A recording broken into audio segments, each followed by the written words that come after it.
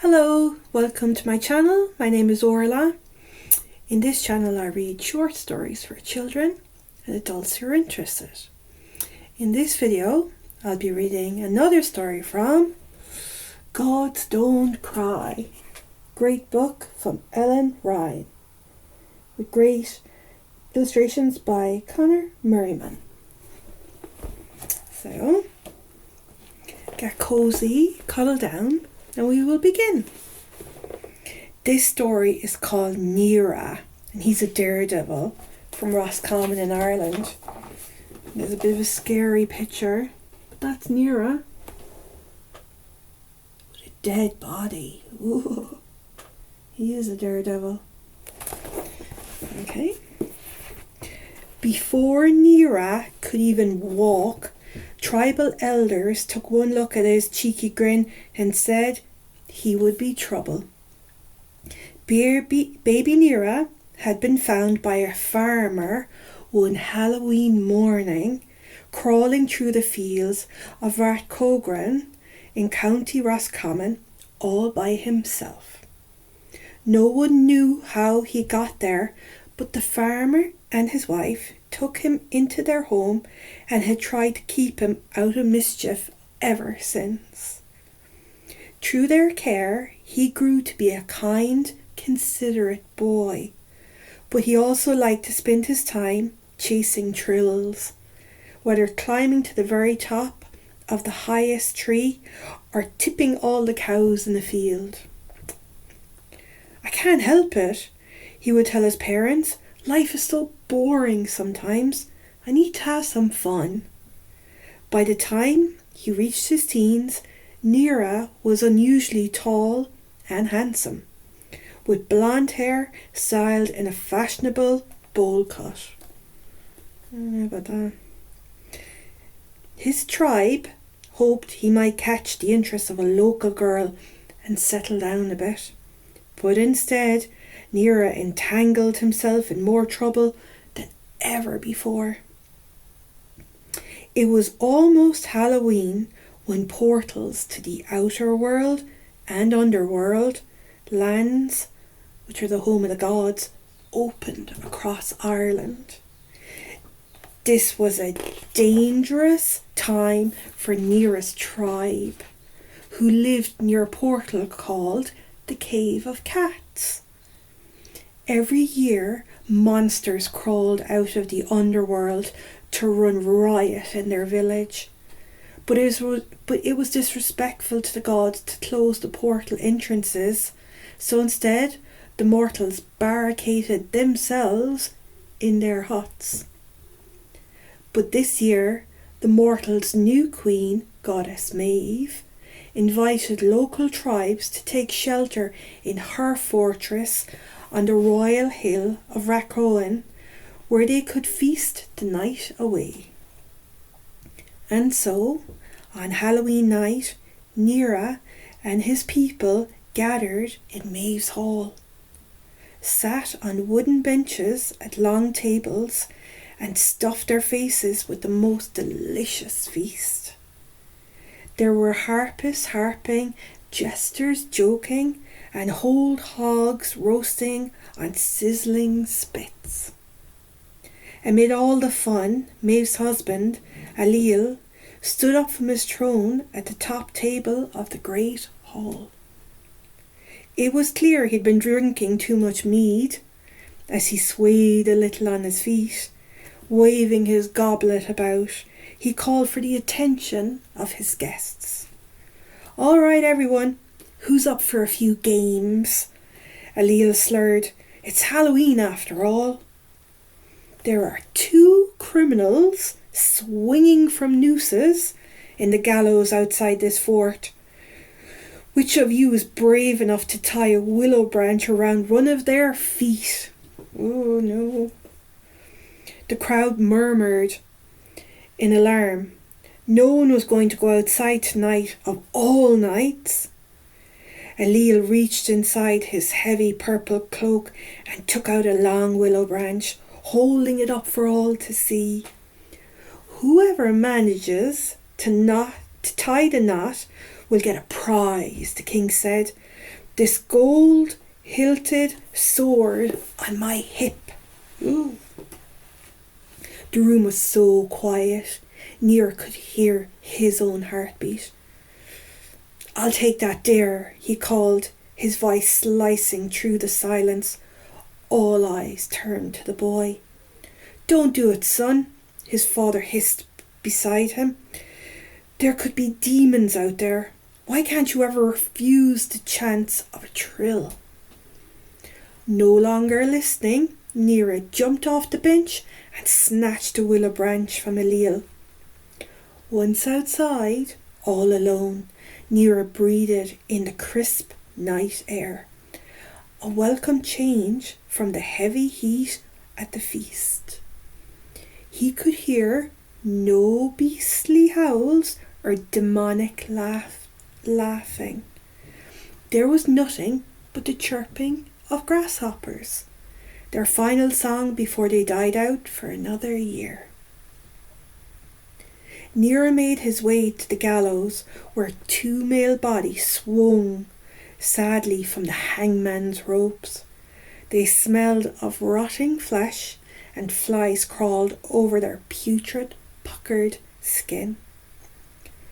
Choosing one at random, Nera bent the willow branch in his hands, looping it around the dead man's foot, and he tied it in a knot. Have you any water with you? The man said, gazing at Nera with lifeless eyes. Sorry, I don't, answered Nera.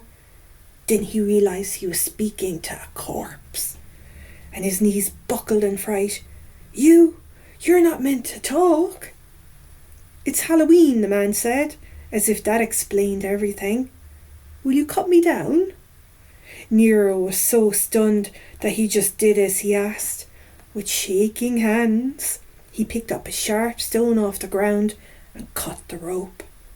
It frayed and snapped, so the dead criminal dropped to the ground. The man tried to get up on his feet, but his legs wouldn't work. You'll have to give me a piggyback, the dead man said. I need to find water. The last thing Nera wanted to do was help a talking corpse, but he had a kind heart and he couldn't say no. So he hoisted the limp man, flip-flopping, onto his back. What now then? I'll direct you back to my hut, the corpse said. I left a pail of water in the kitchen. On reaching the hut, Nera was surprised to hear voices coming from inside. Why aren't your family taking shelter in Queen Maeve's fortress? They're not my family, they're fellow criminals, not welcome in royal halls. Then he kicked Nera on like a horse. Go on in, said the corpse. I'm dying of thirst. Against his better judgment, Nera stepped inside. A group of men sat smoking at the table and looked up in shock. Then the supposedly limp corpse jumped down to the ground. He picked up a pail of water, drank deep, and spat all over the criminals. Magically, the water that sprayed from his mouth was now boiling hot and burned the men's flesh. That's for snitching and getting me killed, the walking corpse cackled. As the criminals howled in pain, Nera turned and ran from the hut as fast as he could back towards the fort. But as Racogan Hill loomed into view, Nera saw that the fortress was now a fiery inferno. Flames stretched so high that they might have set the stars ablaze. Nera dropped his knees. Were his parents still in the fort? Were they dead? And what of the king and queen? Nera heard strange accents carrying over the crackle of the fire. He dropped to the ground, pressed himself into the long grass and waited. A band of soldiers marched in his direction, but didn't spot him. As they passed, Nera noticed the tips of their spears were lit with fire. Some were unnaturally tall and beautiful, while others had the head of a goat or one eye in the centre of their face. Underworld gods, Nera whispered to himself. Were they responsible for setting the fire? Nera wanted to confront them.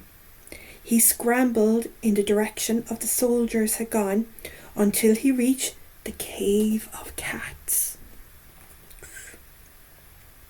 Nera crawled inside on his hands and knees over sludgy mud that oozed through his fingers. The air there smelled strange, like mint and fresh rosemary. But there was no sign of the gods. They must have gone home, and their portal was closed, he thought. Nera knew the stories. No mortal could enter the underworld or outworld without permission. Nera crawled deeper through the cave's narrow passageways until soon he came to a steep drop and was caught in a swirling gust of air that sucked him down. But instead, as he fell, his speed seemed to slow. Flickers of light cracked through the dark, and he landed with a painful but not fatal bump onto gritty sand. He looked around to find himself on a tiny island surrounded by dark waters. There was a crudely built hut nearby, a crannog, and at that moment a woman came out. She was tall and dark-haired, with no less than 3 green irises in each eye. Nera was too horrified to move, but the woman approached and smiled gently at him. "Hello, Nera. I've been expecting you." Who are you?" Nera spluttered. "And how do you know my name?" "I'm Fidelum, a goddess of prophecy, which means that I can see visions of the future. And so it seems, can you? Tell me, Nera, did you see your people burn tonight?" Nera felt a rush of rage. "Are you behind the attack?"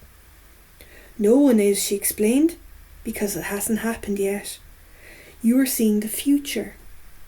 Right now, not far from us, a rogue group of underworld gods are planning the attack. And it will happen tonight in a matter of hours. But you can still stop them. You can fill the cave of cats with as many boulders as you can muster. You have my permission, and that of my people, to close the entrance so that the rogue gods can't pass through." Nera was shocked. Was this goddess telling him the truth? Could he really see into the future?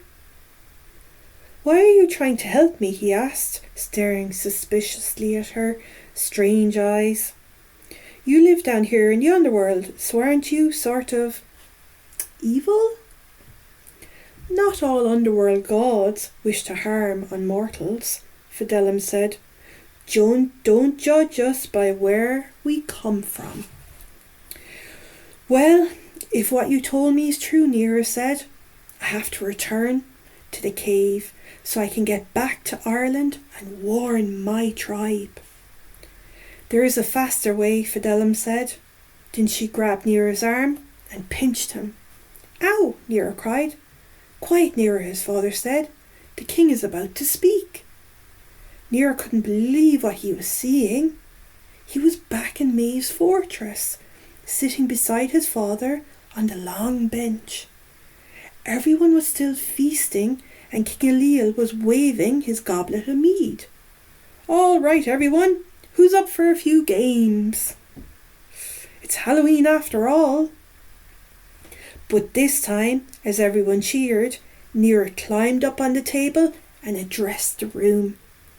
Once he had everyone's attention, he described the vision he had seen. He told them how the underworld gods were planning to attack and how they could stop them. With not a moment to waste, Nera, his father, and every other local rushed to the cave of cats and worked together to smash up the entrance. Once it had collapsed, they rolled heavy stones over the surface just to be sure. Then they waited with bated breath until dawn broke and Halloween was over. The threat of attack had passed and they were safe. On the walk home, when they were finally alone, Nera's father began to chuckle. "It's funny that you were the one to have us close this portal," he said. "It was outside that very cave I found you as a baby. I once joked to your mother that you might have come from the underworld. Did I ever tell you?" Nera was shocked. "No, father, I never knew that." But it made him wonder about his unusual height, his supernatural premonition, and his ability to enter the underworld without permission. "It's a shame we had to close the cave," the farmer continued, putting an arm around his son. "I know there were demon gods who planned to attack us, but they're not all bad down there. Many of them have good hearts." Nera smiled. "Yes, father, I believe you're right about that." The end. Another great story from Gods Don't Cry, Ellen Rice. Until the next one, bye bye.